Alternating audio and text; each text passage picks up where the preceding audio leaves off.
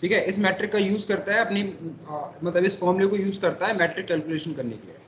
ठीक है, तो इस फॉर्मूले को यूज करके वो क्या करता है, हर एक लिंक के हिसाब से एक वैल्यू लेके आता है।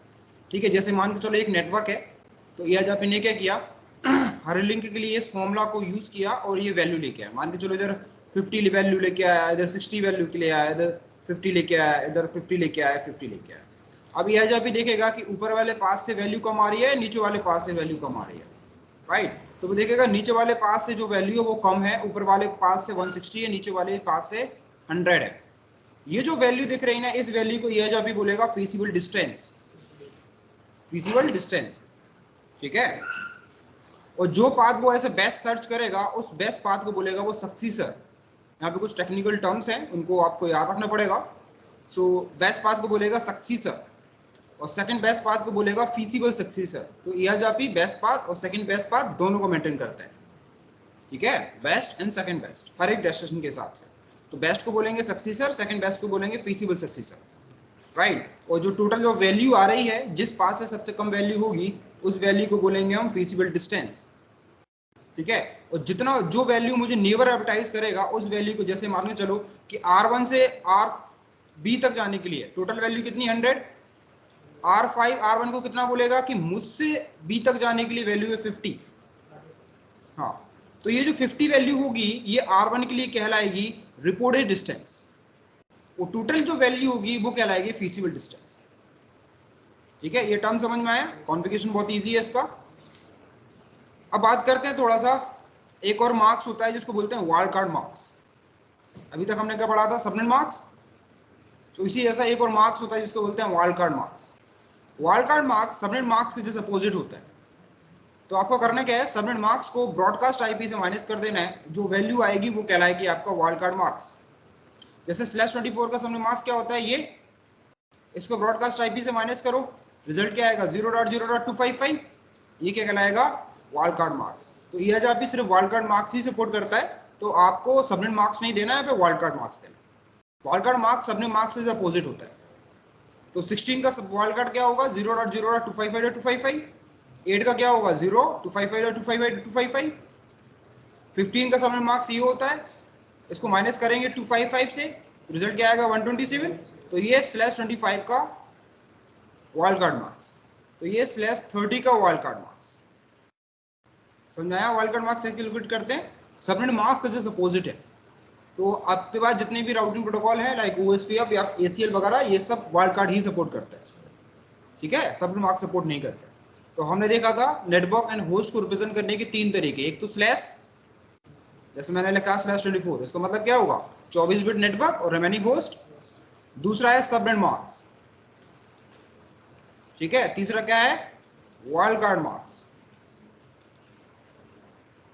तो आप डिफरेंट तरीके से इनको रिप्रेजेंट कर सकते हैं, बट तीनों एक ही चीज को रिप्रेजेंट करते हैं, किसको, कि नेटवर्क बिट कितनी है, होस्ट बिट कितनी है। लिखने के तरीके अलग अलग है, ऐसे समझो।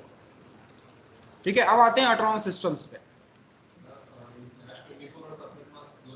एक ही है, subnet marks wild card marks, बस लिखने के एक तरीके। ठीक है, स्लैश को ऐसे लिखेंगे, सबनेट मार्क्स सीरा और उसी का वाइल्ड कार्ड मार्क्स सीरा। चाहे आप ऐसा लिख लो, ऐसे लिख लो या ऐसे लिख लो, तीनों एक ही चीज को प्रेजेंट कर रहे हैं। बस जो चीज जिसमें खुश है उसको उसी में खुश रखो। विंडो सबनेट मार्क्स में खुश है, उसको सबनेट मार्क्स दो। लिनक्स मशीन स्लैश में खुश है तो उसको स्लैश दो। ERP यूएस पे वाइल्ड कार्ड में खुश है तो उनको वाइल्ड कार्ड दो। बात समझ में आया, बट है एक ही चीज, क्या है ये, नेटवर्क एंड होस्ट बिट को रिकॉग्नाइज करने के तरीके। ठीक है, तो विंडोज सिर्फ क्या सपोर्ट करता है, सबनेट मार्क्स। लिनक्स मशीन क्या सपोर्ट करती है, स्लैश। जैसे अगर आप काली लिनक्स से लिनक्स में जाएंगे तो वो सिर्फ स्लैश में ही ले लेता है, सबनेट मार्क्स देने की जरूरत नहीं है उसमें। समझ में आया वाइल्ड कार्ड। तो ERP में हम क्या यूज करेंगे, वाइल्ड कार्ड यूज करेंगे /24 का। अब आते हैं ऑटोनॉमस सिस्टम्स। ऑटोनॉमस सिस्टम्स क्या है, इसको थोड़ा समझते हैं। देखो ES को समझने के लिए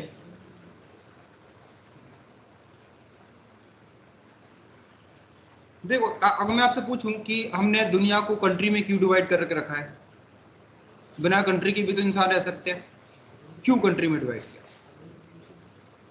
पहचानने के लिए, राइट, रिकॉग्नाइज करने के लिए। तो जो कंट्रीज क्या है, एक लॉजिकल डिवाइडेशन है ऑल ओवर द वर्ल्ड का। इनकी कंट्री की बाउंड्री तो फिक्स है नहीं है, आगे पीछे हो सकती है। कल को हमने पाकिस्तान को अंदर कर लिया तो बाउंड्री अफगानिस्तान तक पहुंच जाएगी हमारी। समझ में आया? तो country is a logical concept. क्यों आया? ताकि हम बता सकें एक्चुअली हम हैं कहां पे। समझ में आया? अब जब कंट्री, आप मैंने कहा जो दिल्ली में है ना, अब पुणे गए तो आप कहां से बोलेंगे? आप दिल्ली से आए। लेकिन जब इंडिया से बाहर गए तो आप क्या बोलेंगे? कहां से आए? इंडिया से आए। तो उसी तरह ऑल ओवर ग्लोबल इंटरनेट को ऑटोनोमस सिस्टम्स में डिवाइड कर रखा है, एएस में डिवाइड कर रखा है। तो कंट्री हमारे लिए लॉजिकल डिवाइडेशन है और एएस इंटरनेट का लॉजिकल डिवाइडेशन है, और इनको हम रिकॉग्नाइज करते हैं नंबर से। तो जब आप इंटरनेट में कहीं जाते हैं, आपने कोई गूगल के लिए ट्रैफिक जनरेट किया, गूगल ने आपके लिए ट्रैफिक जनरेट किया, तो राउटर आपकी आईपी को राउट नहीं करता, वो ये देखता है कि किस ऑटोनोमस सिस्टम से आप आए हैं। ऑटोनोमस सिस्टम के अंदर आने के बाद फिर आईपी के बिहाफ पे ट्रैफिक आप तक पहुंचता है। आप पूछेंगे हमने तो ऑटोनोमस सिस्टम लिया नहीं है, राइट, हमने तो कॉन्फ़िगर नहीं किया। तो जिस आईएसपी से आपने इंटरनेट कनेक्शन ले रखा है उसने आपको उस ऑटोनोमस सिस्टम्स में डाल रखा है। तो जब आप आईएसपी के ऑटोनोमस सिस्टम से बाहर जाएंगे तो आप एएस से पहचाने जाएंगे, ना कि पब्लिक आईपी से पहचाने जाएंगे। थोड़ा समझ में आया ऑटोनोमस सिस्टम, राइट? अब यहाँ पे आईजीपी और ईजीपी का फर्क देखते हैं। जो routing protocol with in the autonomous system routing करेंगे वो कहलाएंगे आईजीपी प्रोटोकॉल्स, जैसे ईएचआरपी, ओएसपी और रिप। जो डिफरेंट ऑटोनोमस सिस्टम के बीच में राउटिंग कराएगा वो कहलाएगा ईजीपी प्रोटोकॉल्स, लाइक बीजीपी। बिल्कुल, ठीक है। तो ऑटोनोमस सिस्टम को अगर मैं डिफाइन करना हो तो क्या है, ये is a collection of the network with single administrative control. देखो अगर नहीं आया तो और इजी में समझाता हूं आपको।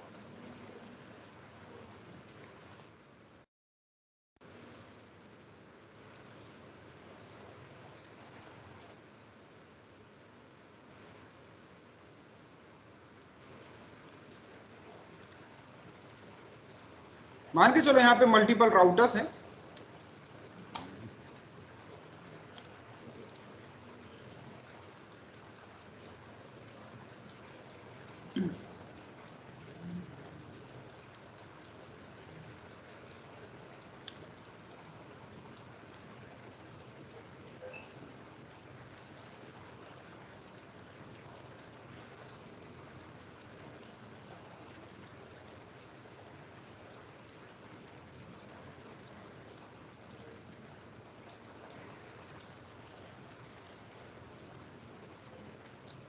ठीक है। तो मैं क्या करता हूँ, इनको लॉजिकल पार्ट में डिवाइड कर देता हूँ। मैं इनको एक लॉजिकल पार्ट में डिवाइड कर देता हूँ, इनको, इन दोनों को, इन तीनों को एक लॉजिकल पार्ट में डिवाइड कर देता हूँ। इसका मैंने नाम दे दिया AS100, इसका नाम दे दिया मैंने AS200।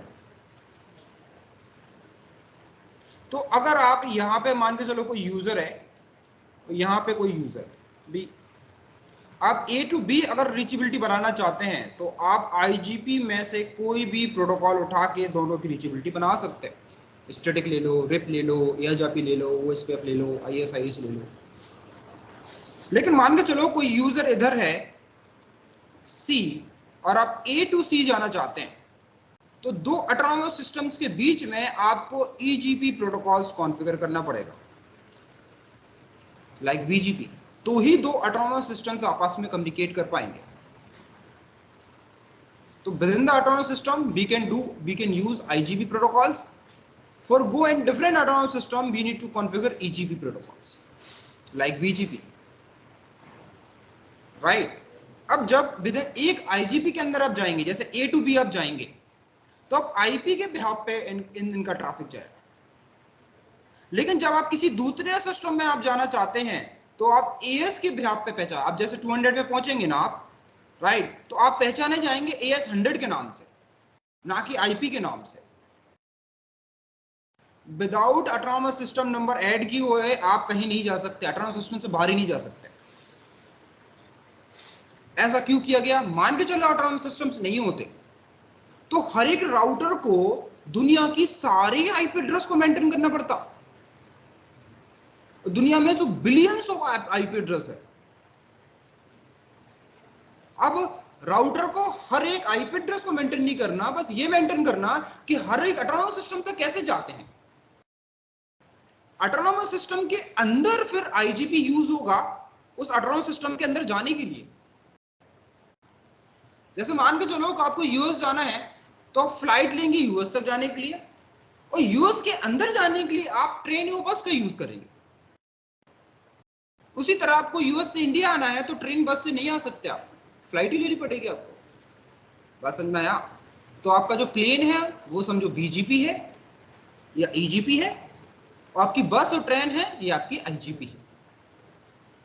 तो यहां से आपका टेक्निकली जो उसका डेफिनेशन होती है आईजीपी ईजीपी की, एएस से समझ में आएगी। अब समझ में आया? अगर कोई पूछे what is the IGP, what the means of IGP, तो use routing with in the autonomous system, that call IGP. अगर एक ही ऑटोनॉमस सिस्टम के अंदर आप राउटिंग करते हैं तो वो क्या कहलाएगा? आईजीपी। और what the means of EGP? For communicate different autonomous systems, that call EGP. अब समझ में आया मतलब आईजीपी एंड ईजीपी का? तो देखो हमें ऑटोनॉमस सिस्टम की जरूरत नहीं पड़ती, आईएसपी आपको दे देता ऑटोनॉमस सिस्टम, लेकिन जो बड़े ऑर्गेनाइजेशन है वो खुद ऑटोनॉमस सिस्टम खरीदते हैं। जैसे एचसीएल है तो वो क्या करेगा? ऑटोनॉमस सिस्टम परचेस करेगा। तो एचसीएल का नेटवर्क की खुद पहचान है इंटरनेट में, और आपकी पहचान आपके आईएसपी से है, आपकी खुद की कोई पहचान नहीं इंटरनेट में। पॉइंट समझ में आया कि नहीं? यूज करता है लेकिन वो ऑटोनॉमस सिस्टम खरीदता है, तो उसकी इंटरनेट में खुद की एक पहचान है। ऐसा मान के चलो उसने पूरी कंट्री खरीद ली, आप कंट्री के अंदर रह रहे हैं तो आपकी पहचान कहां से है? कंट्री से। अब कोई बड़ी फैमिली है, 200 मेंबर है, उसने क्या कि एक आइसलैंड खरीद लिया, उसी को कंट्री बना लिया, तो उसकी पहचान उस कंट्री से होगी, ना कि इंडिया से होगी। पॉइंट समझ में आया मेरा? राइट। तो जो बड़े ऑर्गेनाइजेशन होते हैं वो खुद का ऑटोनॉमस सिस्टम खरीदते हैं, परचेस करते हो, तो उनकी खुद की एक आइडेंटिटी होती है इंटरनेट में। लेकिन अभी आपकी आइडेंटिटी किससे हो रही है? आपके आईएसपी से हो रही है। आपका आईएसपी आपका ऑटोनॉमस सिस्टम देगा। तो जब आप आईएसपी के नेटवर्क से बाहर जाएंगे तो वो उसका ऑटोनॉमस सिस्टम नंबर आपके आईपी एड्रेस में ऐड करके भेजेगा दूसरे एएस में। तो जब दूसरे एएस में पहुंचेंगे तो आप कैसे पहचाने जाएंगे? उस एएस से पहचाने जाएंगे, ना कि आईपी एड्रेस से पहचाने जाएंगे।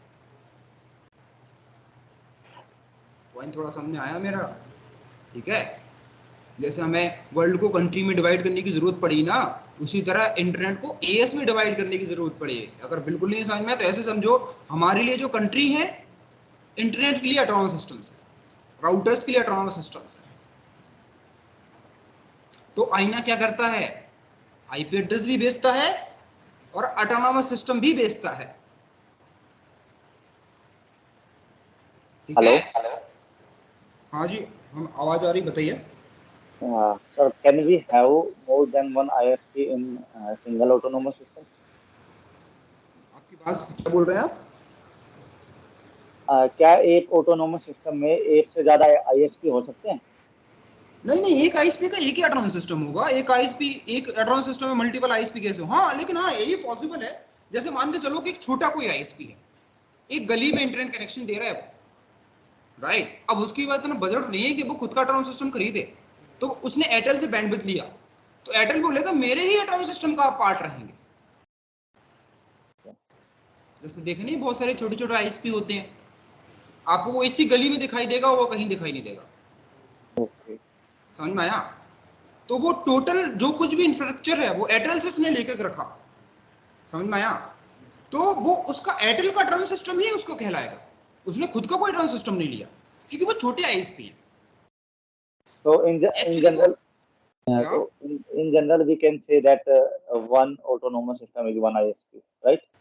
हाँ बिल्कुल, पर ये ध्यान रखना, अगर आप इंटरनेट से कनेक्टेड हैं तो आप किसी ना किसी ऑटोनोमस सिस्टम का पार्ट हैं, भले Okay. आपको नहीं पता, लेकिन आप हैं। मेरे लैपटॉप में इंटरनेट चल रहा है तो मैं किसी न किसी ऑटोनोमस सिस्टम का पार्ट हूं। Okay.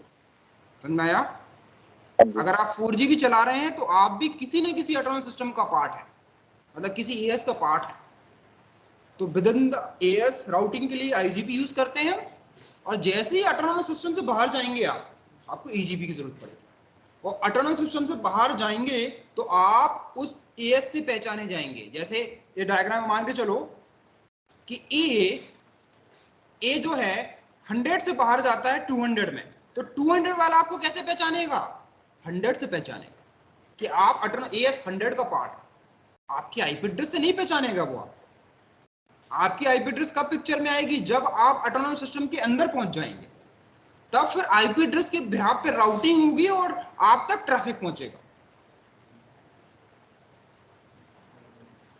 ठीक है, इससे क्या फायदा होगा?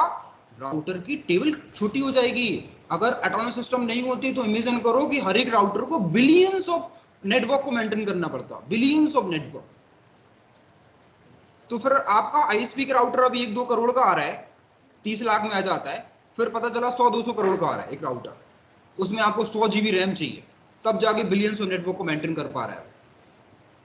समझ में आया? तो अभी वो क्या मेंटेन करता है? हर एक ऑटोनोमस सिस्टम्स को मेंटेन करता है कि अगर मुझे एएस 100 में जाना है तो किस पाथ से होके जाऊंगा तो एएस 100 पहुंच जाऊंगा मैं। जैसे गूगल है, वो भी एक ऑटोनोमस सिस्टम का पार्ट होगा। तो जब आप google.com टाइप कर रहे हैं तो आप उस ऑटोनोमस सिस्टम पे जाने के लिए रिक्वेस्ट कर रहे हैं। और राउटर गूगल के आईपी की बेस पे राउटिंग नहीं करेगा, वो ऑटोनोमस सिस्टम देख के राउटिंग करेगा।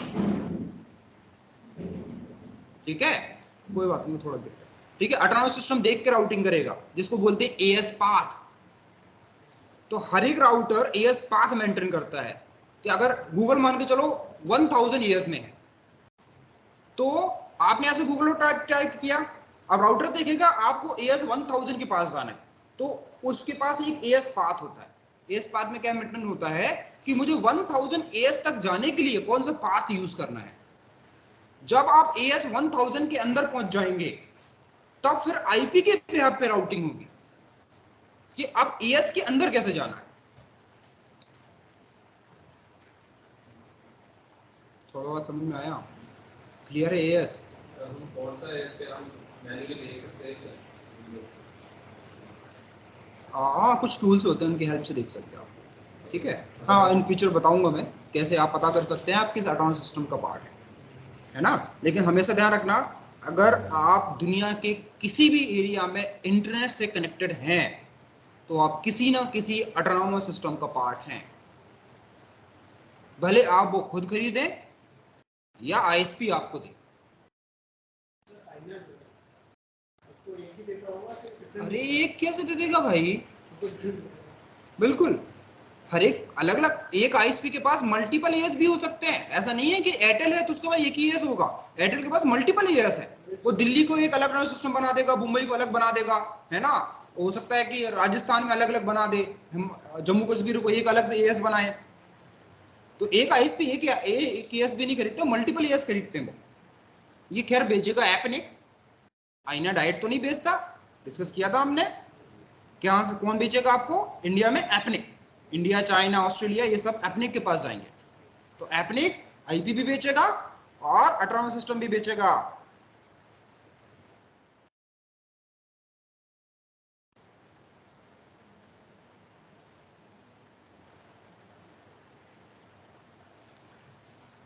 तो जब आप सर्च करेंगे एपनिक,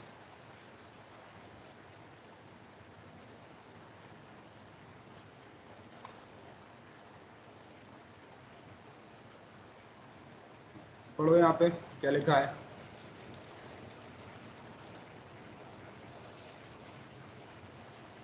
जूम करूं? दिख रहा है? पढ़ो क्या है फिर।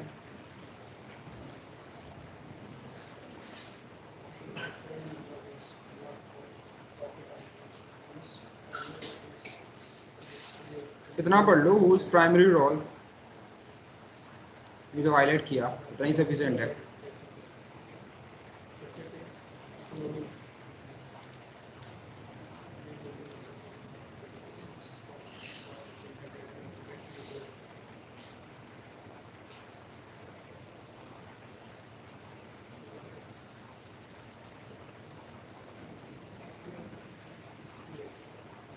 समझ में? तो अपनी क्या बेच रहा है, आईपी एड्रेस भी बेच रहा है और एएस नंबर भी बेचता है।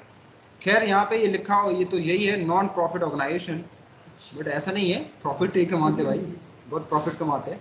बट उनका मतलब ये होता है कि जो प्रॉफिट कमाएंगे हम पर्सनली यूज नहीं करेंगे। जैसे कि गवर्नमेंट है, जो डेमोक्रेसी होता है उसका मतलब क्या होता है कि जो गवर्नमेंट होगी वो काम करेगी जनता के लिए, वो नॉन प्रॉफिट है। मतलब वो प्रॉफिट वो खुद नहीं रखेगी, वो जनता के लिए होगा, वो उसकी पीपल जनता के लिए होगा। लेकिन वो खैर आजकल गवर्नमेंट ऐसे काम करती नहीं है। तो नॉन प्रॉफिट ऑर्गेनाइजेशन का मतलब होता है कि वो पैसा उस ऑर्गेनाइजेशन का नहीं है, वो उनका है, मतलब उसका यूज करेंगे डेवलपमेंट के लिए, पर्सनली यूज नहीं है उसका। इनके कारण में तो हर कंट्री में यही होता है, डेमोक्रेसी में, समझ रहे क्या होता है। पर उनका जो बेसिक कॉन्सेप्ट उनका यही होता है। ठीक है, कोई ना, ठीक है। तो आई थिंक आपको क्लियर होगा व्हाट द एएस। आगे बढ़े, अब देखते हैं एएस नंबर। तो एएस दो टाइप के होते हैं, एक होता है हमारा 16 बिट ऑटोनॉमस सिस्टम, एक होता है 32 बिट ऑटोनॉमस सिस्टम।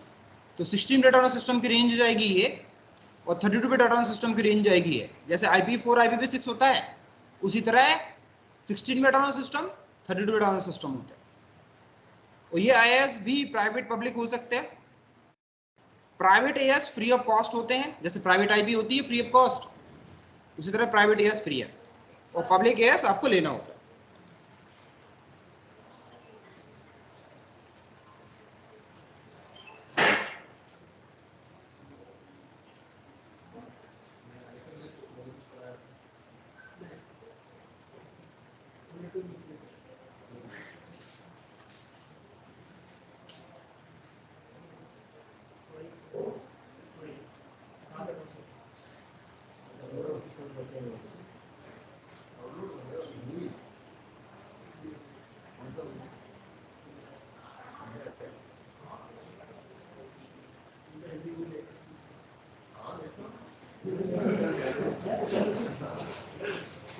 जब भी हमारे गांव में सारे का लोग मूवी रिलीज होता था, फर्स्ट डे फर्स्ट शो में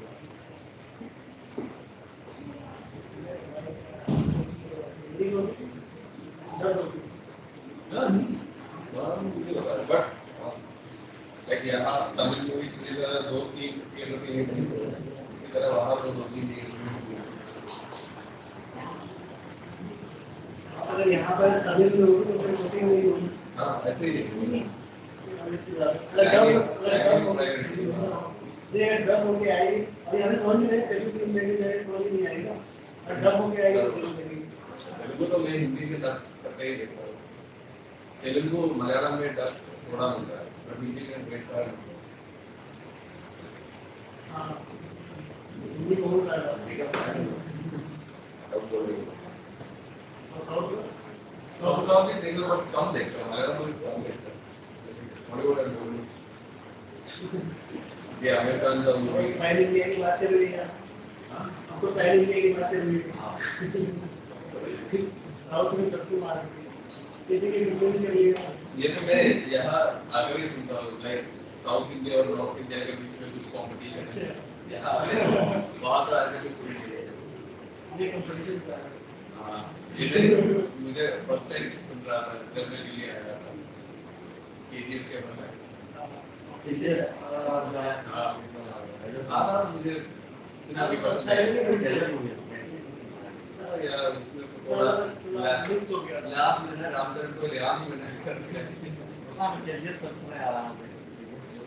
मुझे केजीएफ बहुत पसंद है, केजीएफ पसंद है। आधा मुझे इतना मतलब दोबारा नहीं देख सकते यार, केजीएफ दोबारा देख सकते हैं। हाँ आधा वन टाइम देखा और मैं स्किप करके देखा। एक वो रामचरण का लास्ट में क्लाइमैक्स में उसका सीधा राम ही बना दिया। हाँ, आराम है। वो थोड़ा अजीब है। हाँ और उसका फाइट भी थोड़ा, या तेलुगु मूवी में ना लोग बहुत सारे हमें विश्वास नहीं होता है, रूलर तो ऐसे मारता है, पूछता है। आज तो तेरी चीज हाँ जैसे हमारे में दिमाग में हाँ थोड़ा थोड़ा ओवर एक्टिव होते हैं इसमें। ऐसे हाँ हाँ तुम लोग 5 मिनट एक मारने का 5 बार उछलना हाँ। वो लोग भी बाहुबली बनाता है, केली बनाता है, वो लोग भी ऐसे लाइक केले से एक आदमी को मारता है। एक मूवी पर राहुल ने also but you movies like Tumbad make a difference. Tumbad horror movie. Bollywood का सबसे बड़ा horror movie है Tumbad. बहुत अच्छा movie है। वो लोग खजाना वाला हाँ सिक्का सिक्का वाला तो देखते थे हॉल में जा करके हाँ समझ में नहीं आया तो देखने से भी समझ में नहीं आया गलती माँ का पेट के हाँ देख तो देखे थे हाँ समझ में नहीं आया अच्छा है।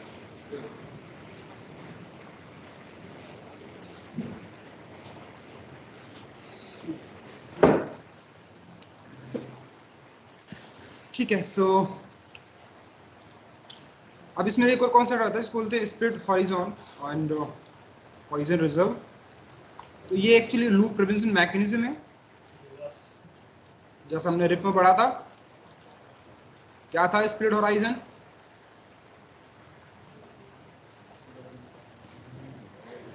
ऐसे मत भूला करो या चीज़ें रिवाइज किया करो, इंपॉर्टेंट कॉन्सेप्ट है। ये एक लूप प्रिवेंशन मैकेनिज्म है। वो क्या बोलता है, अगर मैं कोई अपडेट अपने नेबर को भेजता हूँ तो सेम अपडेट रिसीव नहीं करता।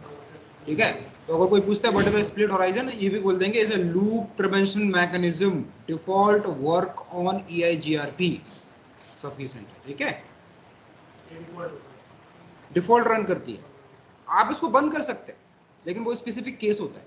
तो आगे जब एडवांस राउटिंग में जाएंगे तब हमें इसको डेफिनेटली कहीं जगह आपको बंद करना होता है। जैसे आगे DMVPN है, CCNP में पढ़ेंगे आप, डायनेमिक मल्टीपॉइंट VPN। तो उसमें क्या होता है कि आपको स्प्लिट हॉराइजन वगैरह कुछ बंद करना पड़ता है, बाकी विदाउट उसके नेबर रिलेशनशिप स्टैब्लिश नहीं होती। जैसे लाइक मेरा एक दिल्ली में राउटर है, एक मेरा बॉम्बे में राउटर, दोनों रिलेशनशिप में बनाना चाहता हूँ with help of VPN tunnel, तो उस टाइम आपको बंद करना पड़ता है। ठीक है। सो एक और आता है पैसिव इंटरफेस, ये भी हमने डिस्कस किया था।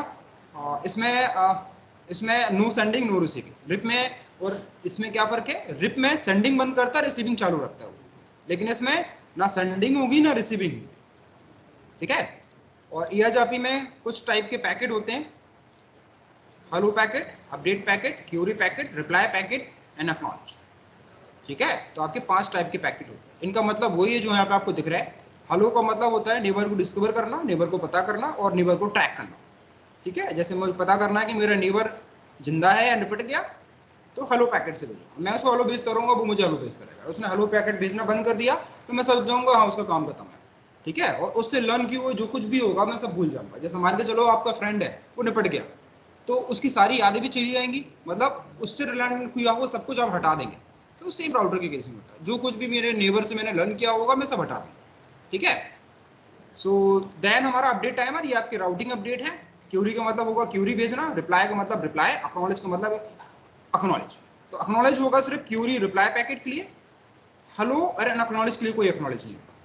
ठीक है, मैं हेलो भेजता हूँ तो उसको कोई एक्नॉलेज करने की जरूरत नहीं है। लेकिन अगर मैं कोई क्यूरी पैकेट भेजता हूँ, क्यूरी मतलब किसी चीज़ की क्यूरी करना, कि मुझे कुछ पता करना है, किसी डेस्टिनेशन जाने के लिए पाथ पता करना है, तो मैं क्यूरी भेजूंगा अपने नेबर को, वो मल्टीकास्ट होगा। और नेबर मुझे रिप्लाई पैकेट भेजेगा जो यूनिकास्ट होगा। ठीक है, क्योंकि उसको पता है कि रिप्लाई किसको करना है। जब मैं क्यूरी करूंगा तो सबसे पूछूंगा, जैसे मान के चलो कि मुझे पेन चाहिए, तो मैं सबसे पूछूंगा कि क्या किसी के पास पेन है। अगर जिसके पास पेन होगा वो मुझे ही देगा। तो मैंने क्या किया, पहले मल्टीकास्ट, फिर आपने मुझे क्या किया, यूनिकास्ट। समझ आया? तो बाकी ये मैं आपको भेज दूंगा, इनको पढ़ लेना नॉर्मल, आपको और समझ में आएगा। अब इसमें भी राउट 2 टाइप के होते हैं, एक्टिव एंड पैसिव। तो अगर पैसिव राउट है, पैसिव राउट का मतलब होगा कि एवरीथिंग इज फाइन, सब कुछ ठीक है। एक्टिव राउट का होता है कि नेटवर्क कन्वर्ज नहीं हुआ है, अंडर कन्वर्जेंस है। तो अगर कोई भी लिंक डाउन होती है, राउटर डाउन होता है, तो राउट एक्टिव में आ जाएगा। तो अगर राउट ए दिखाई देता है, एक्टिव दिखाई देता है, मतलब अभी ये राउट कन्वर्ज नहीं हुआ है, और राउट कन्वर्ज हो जाएगा तो पैसिव आ जाएगा। ये आपको सब दिखाई देंगे वहां पर जब आप कॉन्फ़िगर करेंगे, जो अभी तो ये दिखाई देंगे एक्टिव एंड पैसिव। ठीक है, तो मैं आता हूं उस पर जब हम कॉन्फ़िगर करेंगे। इसमें एक और कॉन्सेप्ट होता है जिसको बोलते हैं स्टक इन एक्टिव। तो इसको पढ़ो पहले लाइन, फिर मैं आपको समझाता हूँ what the means of stuck in active.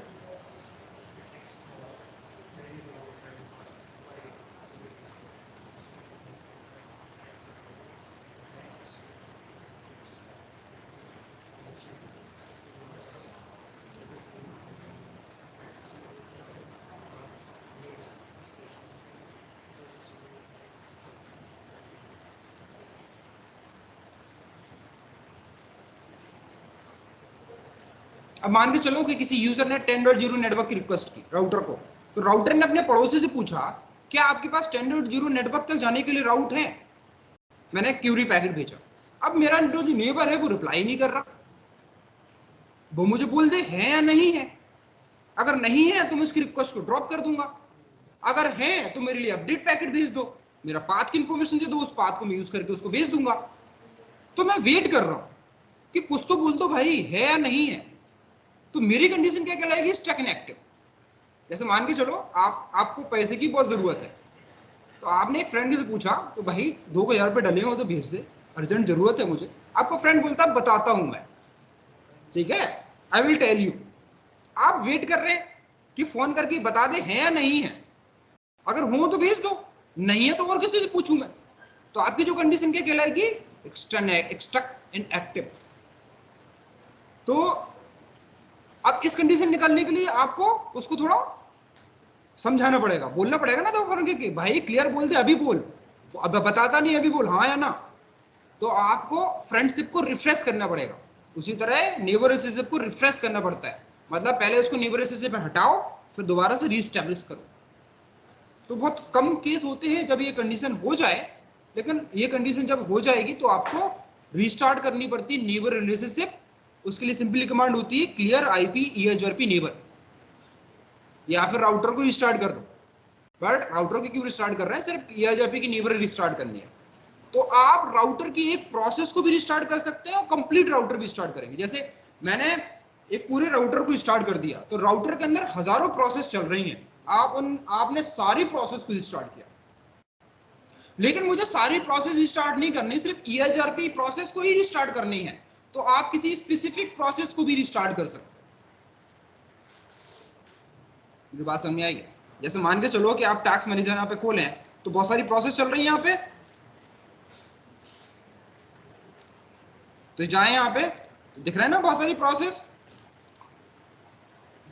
मैं चाहूं तो किसी एक प्रोसेस को बंद कर सकता हूं और चालू भी कर सकता हूं, राइट। जैसे मुझे पेंट को बंद करके चालू करना है, तो यहां से पेंट से क्या करूंगा, एंड टैक्स, दोबारा पेंट को रिस्टार्ट कर दूंगा तो फिर से चालू हो जाएगा।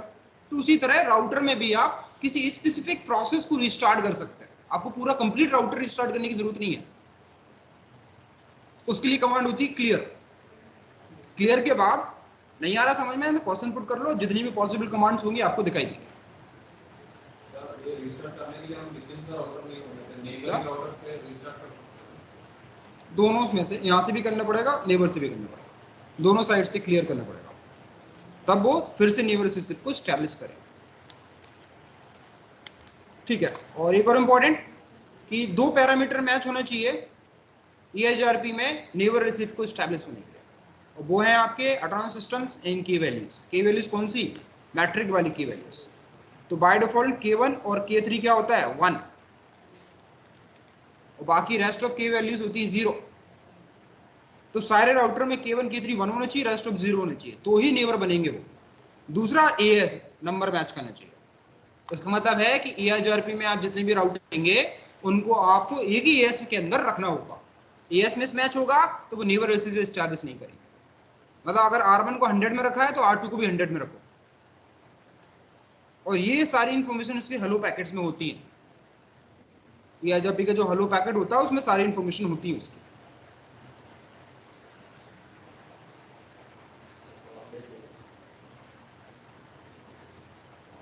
ठीक है। अब आते हैं कॉन्फ़िगरेशन कैसे करना है आपको। तो सबसे पहले आपको EHRP को एक्टिवेट करना है। एक्टिवेट करने के लिए कमांड होगी राउटर EHRP, जिस ऑटोनॉमस सिस्टम में इसको वर्क कराना चाहते हैं उसका AS नंबर। जितने भी डायरेक्टली कनेक्टेड नेटवर्क्स हैं, नेटवर्क कमांड यूज करो, नेटवर्क दो और वाइल्ड कार्ड मार्क्स दो।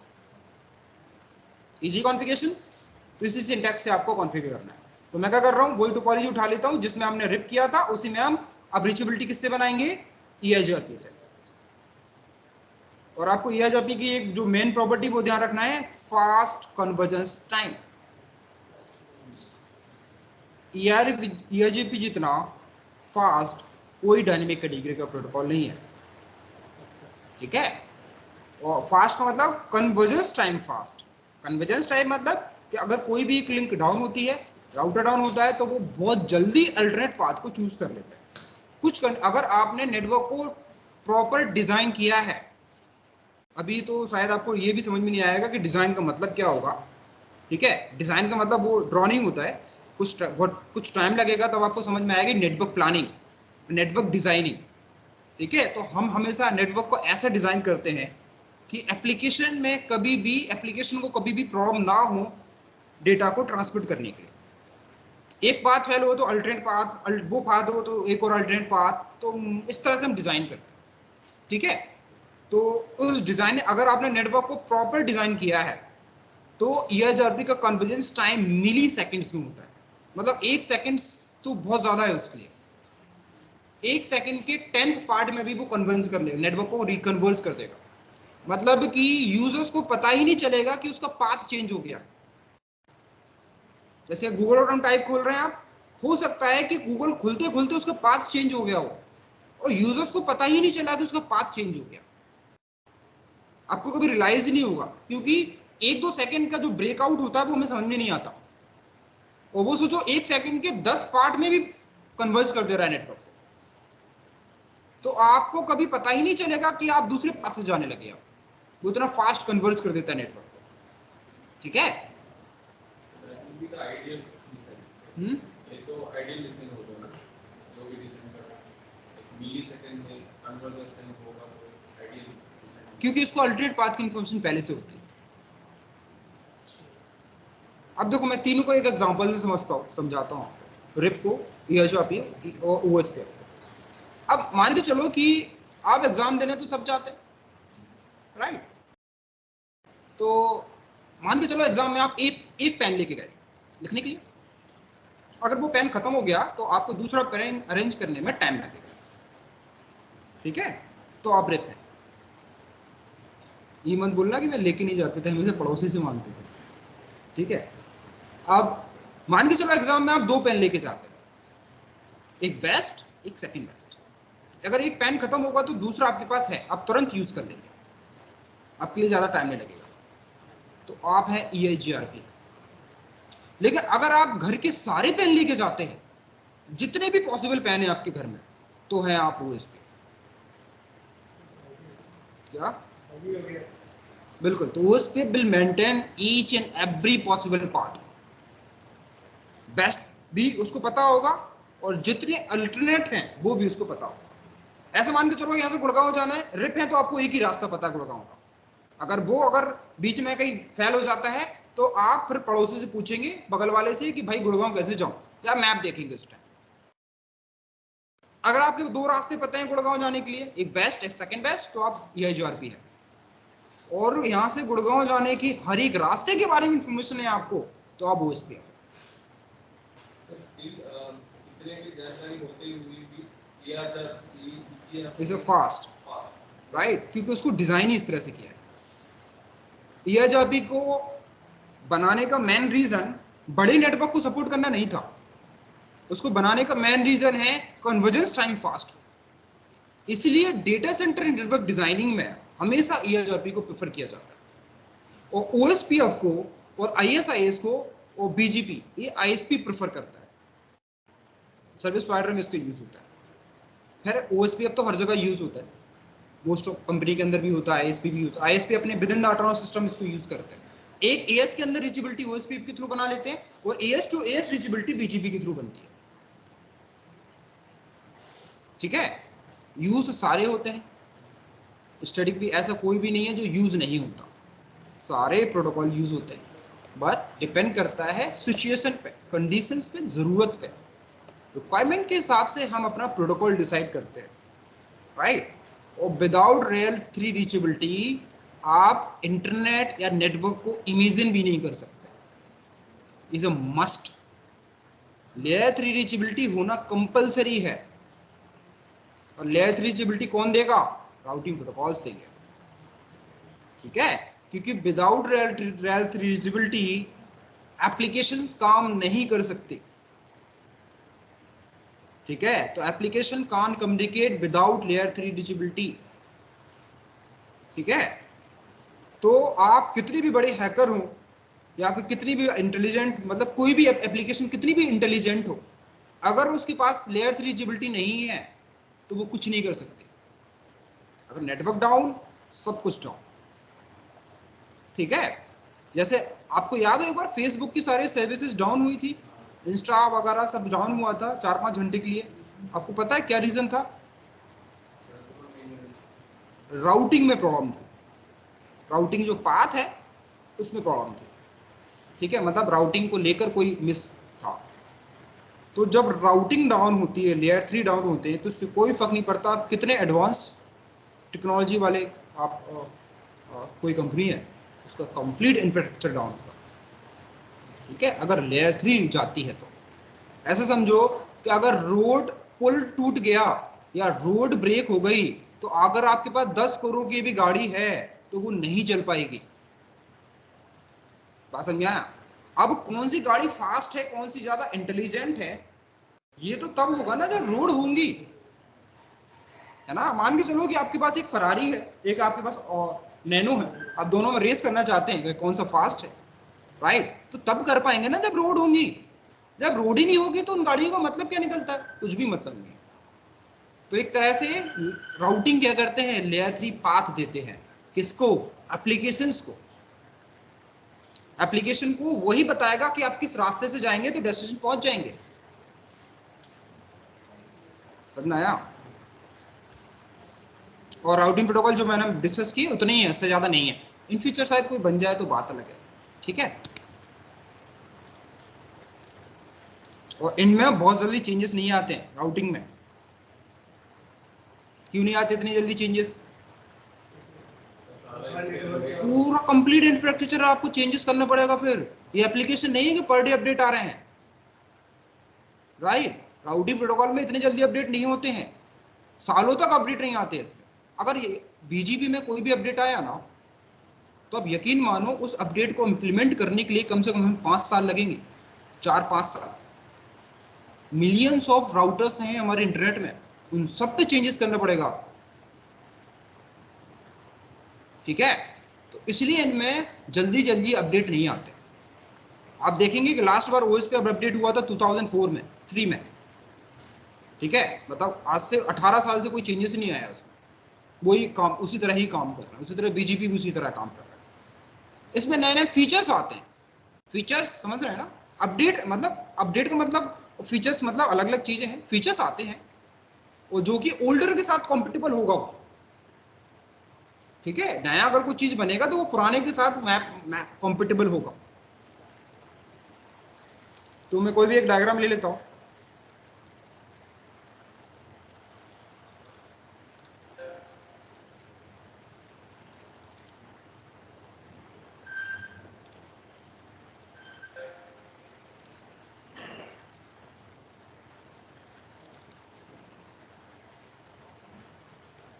एक बार देख लेते हैं इसमें कोई राउटिंग प्रोटोकॉल है या नहीं।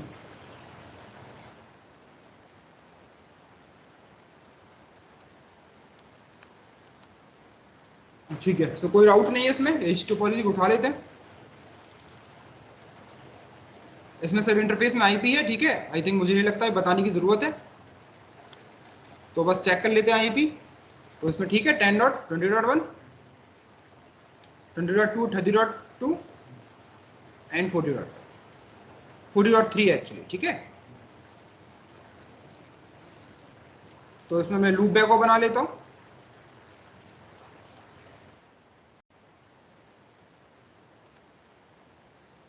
बनाने की प्रैक्टिस डालें, ये आगे बहुत काम आएगा लूप बैक, अगर आप इंटरफेस नेटवर्क में आगे बढ़ना चाहते हैं।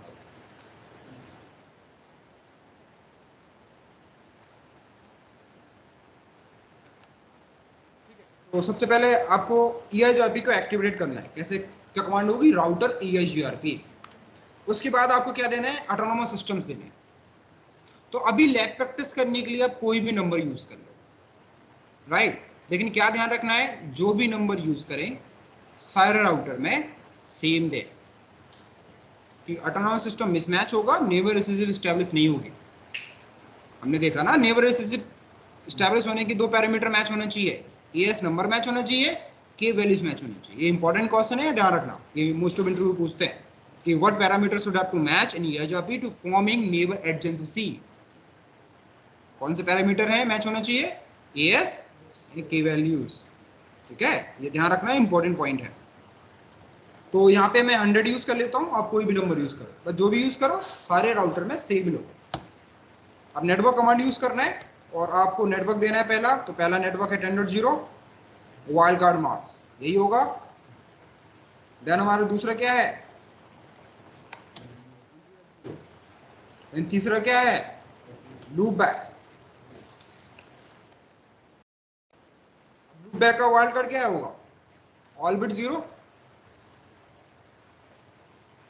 लूप बैक को 32 में कॉन्फ़िगर किया ना हमने, और /32 का वाइल्ड कार्ड क्या होगा, 0.0.0.0, ठीक है। Then no auto summary.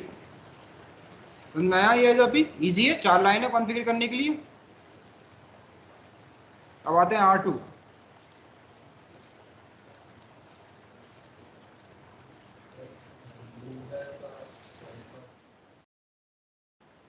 /32 में देते हैं ना, सबने मार्क्स क्या दिया उसको बताओ। देखो आईपी एड्रेस करके मैं यहाँ पे 22 बनाता हूँ, दिया मैंने /32 में दिया ना ये। सबनेट मार्क्स से तो वाइल्ड कार्ड क्या आएगा, 0। ब्रॉडकास्ट माइनस करेंगे तो 0 आएगा।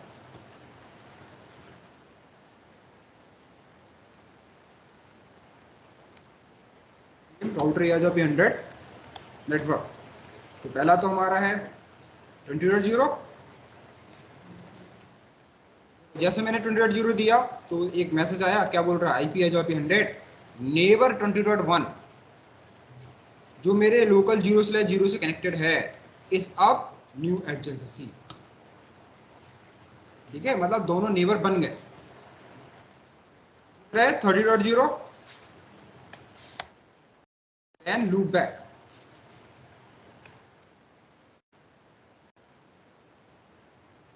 Then no auto summary.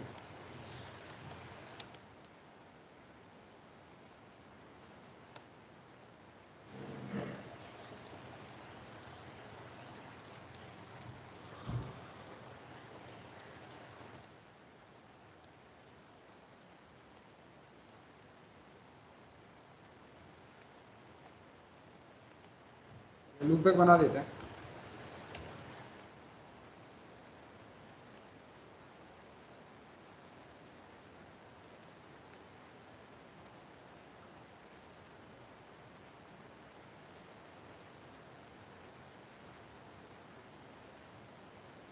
एक हमारा 30.0 नंबर है, कुछ भी नंबर यूज कर लो, कोई फर्क नहीं पड़ता। क्या मतलब, this is the only number, loop back number. जैसे इंटरफेस है, इंटरफेस का भी नंबर है ना, 0/1 0/2। तो आप कोई सा भी इंटरफेस हो, क्या 0/1 और 0/2 में कोई फर्क है, चाहे 1 से कनेक्ट करो, चाहे 2 से कनेक्ट करो, चाहे 0/0 से कनेक्ट, डजंट मैटर। तो ये जो नंबर है ये सिर्फ आइडेंटिफिकेशन है उस इंटरफेस का। उसी तरह लूप बैक 1 2 3 4 आप कोई भी नंबर यूज करो, this is the identification of this loop back interfaces, ठीक है।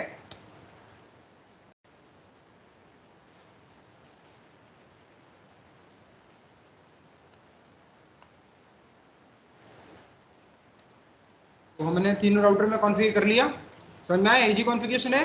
अब हम चलते हैं चीज़ों को वेरीफाई करने के लिए। तो मैं R1 पे आता हूँ। सबसे पहले कमांड है शो आईपी प्रोटोकॉल, इससे आप राउटिंग प्रोटोकॉल वेरीफाई करेंगे। शो आईपी प्रोटोकॉल, तो ये आपको बता रहा है इसकी की वैल्यूज है, बाय डिफॉल्ट K1 1 और K3 1, रेस्ट ऑफ 0। तो ये सारे राउटर में यही होना चाहिए। इसका एएस नंबर, 4-5 तक load balancing, ADI connect network, internal and external, इसके एडी। आईपी राउट देख लेते हैं, राउटिंग टेबल। तो ये इसके राउट है, तो डी मतलब क्या होगा यहाँ पे, EIGRP। ठीक है। अब बोल रहा है I have information about one route that is 40.0, और मैं 40.0 तक जाने के लिए कितनी एडी यूज कर रहा हूँ, 90, और कितनी एफडी यूज कर रहा हूँ, ये आपको ये दिख रहा है, ये क्या है, फेसिबल डिस्टेंस, और इस नेक्स्ट हॉप से होके वहां तक पहुंचूंगा। ठीक है। देन हम देख लेते हैं neighbour table. So IP as अपनी नेबर से, तो बोल रहा है कि मेरा एक नेबर है 20.2, 20.2 इसका नेबर है जो मेरे कनेक्टेड है 0/0 से। ये इसका टाइमर है, इसका अप टाइम बता रहा है, ये इसका एक तरह से डिले होता है, smooth round trip timer. This is the RTU, this is the Q count, this is the sequence number. सबसे इंपॉर्टेंट जो फील्ड है वो है क्यू काउंट। क्यू मतलब होता है क्यूरी काउंट। तो अगर मैं अपने नेबर को कोई क्यूरी पैकेट भेजता हूं तो ये क्यू काउंट 1 हो जाएगा, 2 क्यूरी भेजूंगा तो 2 हो जाएगा। वो जैसे ही मुझे रिप्लाई कर देगा तो अगेन 0 कर दूंगा। तो मुझे कैसे पता चलेगा कि neighbour router in stuck in active condition में? अगर क्यू काउंट कोई एक नंबर होता है तो वो कंटिन्यूस नंबर बना रहता है। समझ में आया? कोई भी 0 छोड़कर कुछ भी, तो इसका मतलब है कि मेरा neighbour stuck in active condition में है।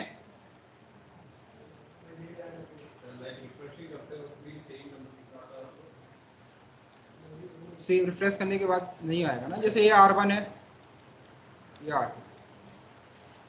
R1 यही बोल रहा है ना कि मेरा एक नेबर है 20.2, तो R2 ही है। अगर R1 कोई क्यूरी पैकेट भेजेगा, एक क्यूरी पैकेट भेजा, तो क्यू काउंट यहाँ पे क्या जाएगा, 1। R2 उसके लिए जैसे रिप्लाई कर देगा तो क्यू काउंट वो कर लेगा 0।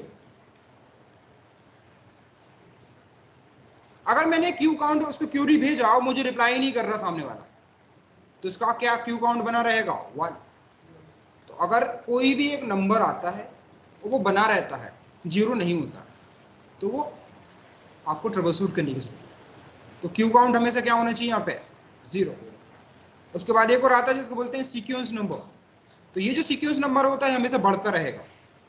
इससे वो पता करता है कि मुझे नेक्स्ट लेटेस्ट अपडेट कौन सा है। मान के चलो R1 के पास कोई अपडेट आता है, फॉर एग्जांपल R1 के पास कोई अपडेट भेजता है, R2 अपडेट कोई भेजता है जिसमें सीक्वेंस नंबर लाइक 40 है, तो वो उसको अपडेट नहीं करेगा राउटिंग टेबल में, क्योंकि ओल्डर अपडेट है। मतलब कि अगर मेरे पास कोई अपडेट आता है तो उसका सीक्वेंस नंबर 42 से ऊपर होना चाहिए, तो ही मैं उसको अपडेट करूंगा। तो आप जितनी बार चेंजेस करेंगे सीक्वेंस नंबर बढ़ता रहेगा, ये कभी भी कम नहीं होगा। ठीक है, ये आप खुद लैब करके देखना, कोई नेटवर्क ऐड कर देना, रिमूव कर देना, फिर देखना इसका सीक्वेंस नंबर बढ़ जाएगा। जैसे R2 में एक लूप बैक और ऐड कर दूं मैं, तो सीक्वेंस नंबर बढ़ जाएगा। देन हम देते हैं टोपोलॉजी टेबल। तो टोपोलॉजी टेबल देखने के लिए SOIP HRP टोपोलॉजी। तो यहाँ पे एक टोपोलॉजी देख लेते हैं। जैसे बोल रहा है कि 40.0 की मुझे इन्फॉर्मेशन, यहाँ पे क्या दिखा रहा, P मतलब पैसिव, मतलब एवरीथिंग इज फाइन। अगर यहाँ पे P की जगह A दिखाता है, इसका मतलब क्या है, नेटवर्क कन्वर्ज नहीं हुआ, अभी अंडर प्रोसेस में है। और अगर कोई राउट A कंटिन्यूस दिखाता है, इसका मतलब है आपको ट्रबल शूट करने की जरूरत है। P का मतलब है सब ठीक है। ठीक है। और यहाँ पे बोल रहा है वन सक्सेसर, मतलब this is the best path. FD feasible distance कितनी यूज कर रहा है वो, 33280। तो ये जो आपको दो वैल्यूज दिख रही हैं, तो जो फर्स्ट वैल्यू है this is the FD, second value जो है दिस इज द RD।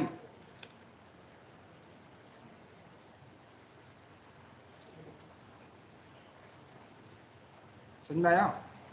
लग तो नहीं रहा, शकल देख के समझ में आया।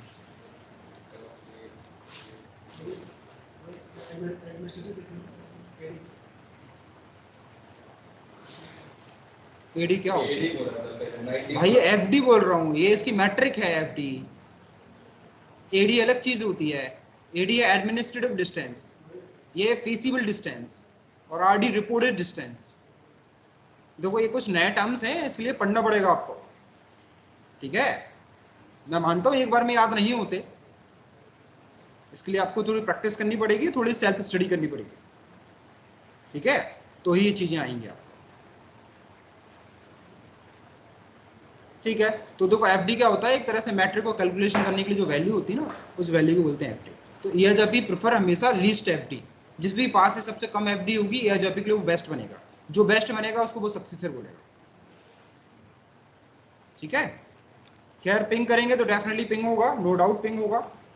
तो यहाँ से मैं 3 को पिंग कर लेता हूँ, तो इस शुड भी पिंग, तो इस पिंग, ठीक है, सारे लाइन भी रीचेबल हो गए, क्योंकि अभी राउट है तो डेफिनेटली सारा रीचेबल हो गया, ठीक है। कोई डाउट यहाँ तक समझ में आया? ठीक है, सो आई थिंक सफिशिएंट है आज के लिए। EHRP में इतना ही था। मैं आपको PDF ऑलरेडी भेज चुका हूँ, एक कॉन्फ़िगरेशन फाइल और भेज देता हूँ मैं, जिसमें आपका कॉन्फ़िगरेशन एक एग्जांपल उसमें होगा, आपके लिए लैब करने में ईजी हो जाएगा।